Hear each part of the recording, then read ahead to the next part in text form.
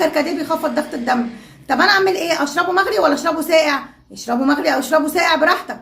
الله، دول بيقولوا ان الكركديه الساقع بيعلي الضغط والكركديه المغلي بيخفض الضغط. لا يا جماعه، الكركديه في كل حالاته بيعمل على خفض ضغط الدم بواسطه الاي سي اي انهبيتور، والاي سي اي انهبيتور دي بتعمل على ارتخاء الاوعيه الدمويه. كمان الكركديه بيعمل كمدر بول، وبينزل في البول الصوديوم وما بينزلش البوتاسيوم.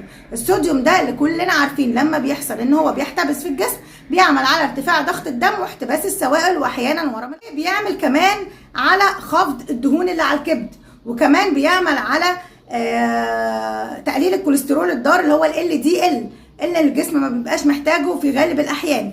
كمان الكركديه بيعمل على منع التهاب المفاصل وتقليل اليوريك اسيد، ترسب اليوريك اسيد في الجسم. يعني معنى كده ان الكركديه على المدى الطويل بيعمل على العلاج من النقرس.